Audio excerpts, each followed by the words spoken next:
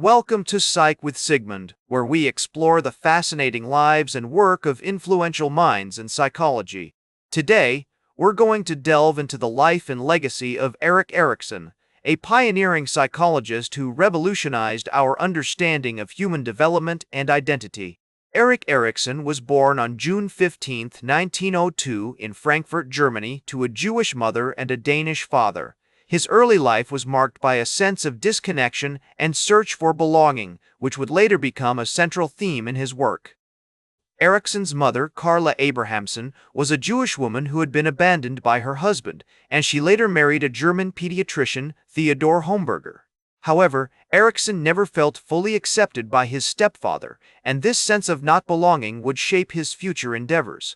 As a young man, Erikson struggled to find his place in the world. He dropped out of school at the age of 17 and spent several years traveling Europe, teaching art, and exploring his own identity.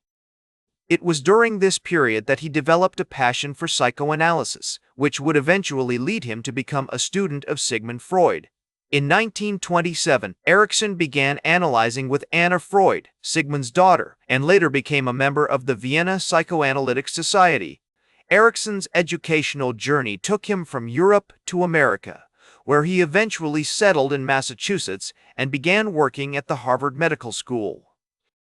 It was during this time that he developed his groundbreaking theory of psychosocial development, which proposed that human beings go through 8 stages of development, each characterized by a unique crisis or conflict. These stages include trust versus mistrust, autonomy versus mistrust, shame and doubt, initiative versus guilt, industry versus inferiority, identity versus role confusion, intimacy versus isolation, generativity versus stagnation, and integrity versus despair. One of the most significant contributions Erikson made to psychology was his concept of the identity crisis. He believed that during adolescence and young adulthood, individuals experience a period of intense exploration and questioning, as they try to establish their sense of self and find their place in the world. Erikson's research and legacy are deeply intertwined with his personal experiences and relationships.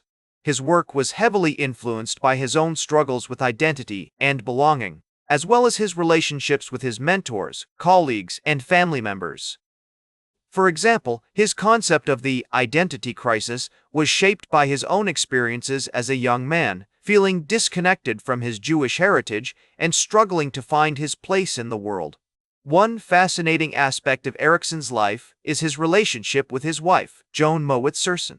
The two met while Erikson was working at the Harvard Medical School, and they married in 1930.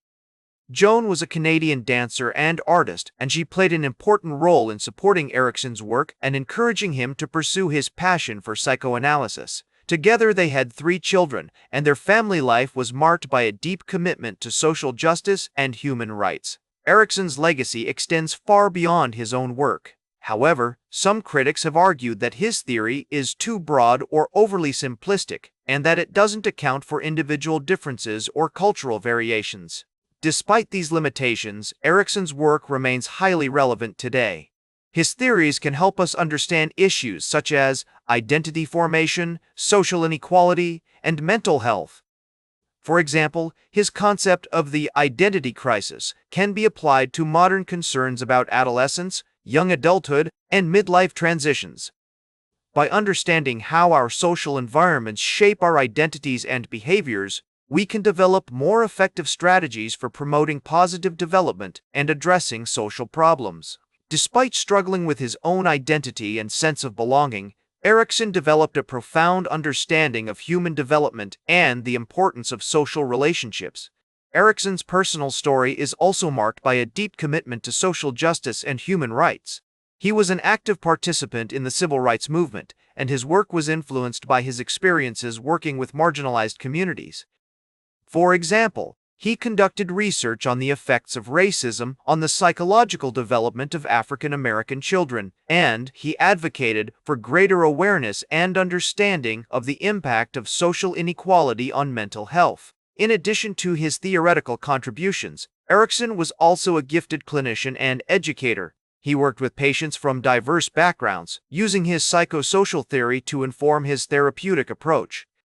He also taught at several universities, including Harvard and Yale, and mentored numerous students who went on to become prominent psychologists in their own right. As we look back on Erikson's life and work, it's clear that his legacy extends far beyond the field of psychology. His commitment to social justice and human rights serves as a powerful reminder of the importance of empathy, compassion, and activism in creating a more just and equitable world. Thanks for joining me on this journey into the life and work of Erik Erikson. Remember to like, share, and subscribe, and until next time, may your ego find balance between pleasure and reality.